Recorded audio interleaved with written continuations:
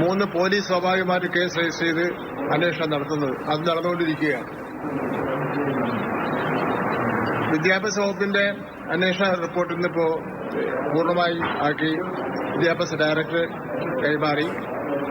ആ റിപ്പോർട്ടിന്റെ അടിസ്ഥാനത്തിൽ ചില തീരുമാനം എടുത്തിട്ടുണ്ട്. ആ തീരുമാനങ്ങൾ തിരുവനന്തപുരത്ത് ഡിക്ലെയർ ചെയ്തിട്ടുണ്ട്. അത് വീണ്ടും പറഞ്ഞ കാര്യമുണ്ടോ? വേണ്ട, പറഞ്ഞ കാര്യമില്ല. അതിനൊക്കെ അന്വേഷിച്ച് വന്നതാണ്. അപ്പോ ഇനിയിപ്പോ വൈദ്യുത വകുപ്പിന്റെ റിപ്പോർട്ട് വന്നേക്കും. പോലീസും അതിന്റെ നടപടികളായിട്ട് മുന്നോട്ട് പോവുകയാണ്. ബഹുമാനപ്പെട്ട മുഖ്യമന്ത്രി ഡൽഹിയിലാണ്.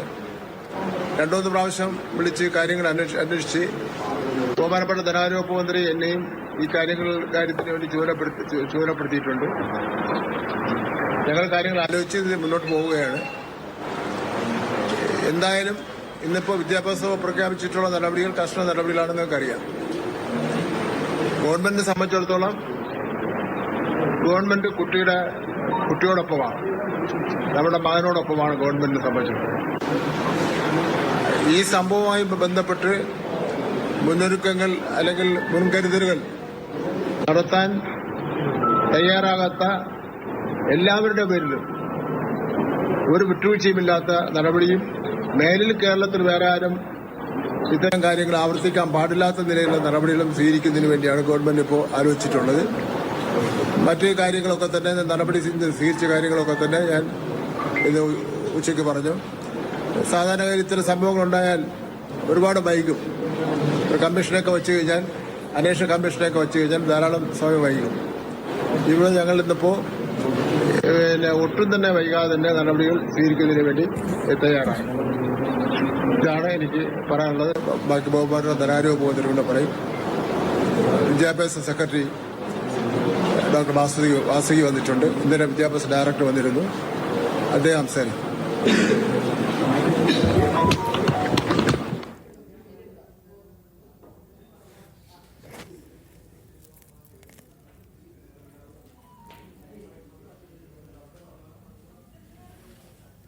ഇക്കാര്യത്തിനകത്ത് ഒറ്റ വികാരമേ ഉള്ളൂ, ഒറ്റ താല്പര്യമേ ഉള്ളൂ.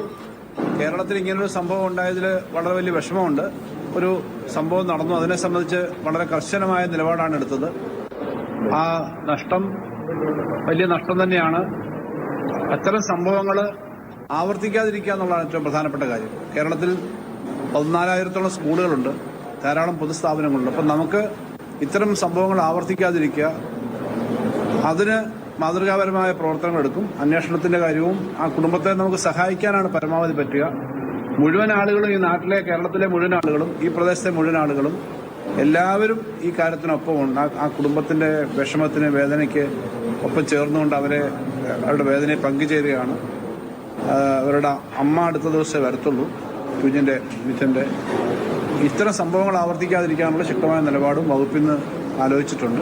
ബന്ധപ്പെട്ട 2 വകുപ്പിന്റെ മന്ത്രിമാർ തന്നെ ഇക്കാര്യത്തിനകത്തും, വകുപ്പ് തന്നെ ഇലക്ട്രിസിറ്റിയുടെ കാര്യത്തിനകത്തും പ്രത്യേകം പറഞ്ഞു. വിദ്യാഭ്യാസ വകുപ്പ് അതിനകത്ത് ചെയ്യേണ്ട കാര്യങ്ങളെ പറ്റിയൊക്കെ പ്രാഥമികമായിട്ട് ആലോചിച്ചിട്ടുണ്ട്. ഉച്ചയ്ക്കെന്ന് പറഞ്ഞ കാര്യങ്ങൾ ഇത്രയാണ്. ഒന്ന്, വിദ്യാഭ്യാസ വകുപ്പിന്റെ പൂർണ്ണമായിട്ടുള്ള അന്വേഷണ റിപ്പോർട്ട് കിട്ടിയിട്ടുണ്ട്.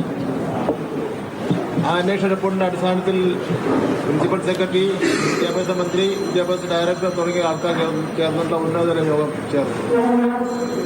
മാനേജ്മെന്റിനോട് ഇതിനെ സംബന്ധിച്ചിടത്തോളം, സംഭവത്തെ സംബന്ധിച്ചിടത്തോളം വിശദീകരണം ചോദിക്കാൻ വേണ്ടി തീരുമാനിച്ചു. 2 ഇത് എയ്ഡഡ് മാനേജ്മെന്റാണ്. വിദ്യാഭ്യാസ നിയമം അനുസരിച്ച് എയ്ഡഡ് മാനേജ്മെന്റിന്റെ നടപടി ആദ്യമായി നടപടി സ്വീകരിക്കേണ്ടത് മാനേജ്മെന്റാണ്. അതുകൊണ്ട് തന്നെ സ്കൂളിലെ HMനെ അന്വേഷണപരമായി സസ്പെൻഡ് ചെയ്യണമെന്ന് നിർദ്ദേശിച്ചു. 3ാമത്തെ കാര്യം, ഞങ്ങളുടെ വിദ്യാഭ്യാസ വകുപ്പിന്റെ പട്ടികയിൽ നിന്ന് 3 ലക്ഷം രൂപ താൽക്കാലികമായി ഉള്ള ഒരു ആശ്വാസത്തിന് വേണ്ടി കൊടുക്കാൻ വേണ്ടി തീരുമാനിച്ചു. 4ാമത്തെ കാര്യം, കുട്ടിയുടെ അനിയൻ അവന്റെ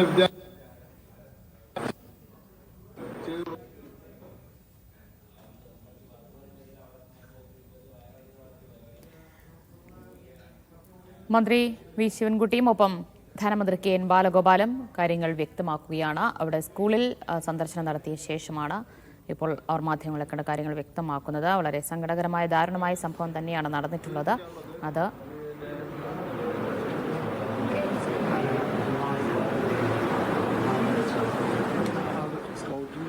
സ്കൗട്ട്സിന് നിർദ്ദേശം കൊടുത്തിട്ടുണ്ട്. ഒരു സാമാന്യം മെച്ചപ്പെട്ട ഒരു വീട് അയാൾക്ക് വളരെ താമസിക്കാതെ തന്നെ മറ്റുള്ളവർക്ക് വേണ്ടിയുള്ള സംവിധാനം ചെയ്തിട്ടുണ്ട്.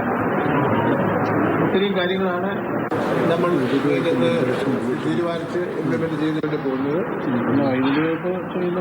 വൈദ്യുതി വകുപ്പ് 5 ലക്ഷം രൂപ അവരിപ്പം ഇതിന്റെ വാഗ്ദാനം വൈകിട്ട് അവരെത്തിക്കുന്നു. പറഞ്ഞു വിദ്യാഭ്യാസ വകുപ്പ് എത്ര രൂപയാണ് കൊടുക്കുന്നത്?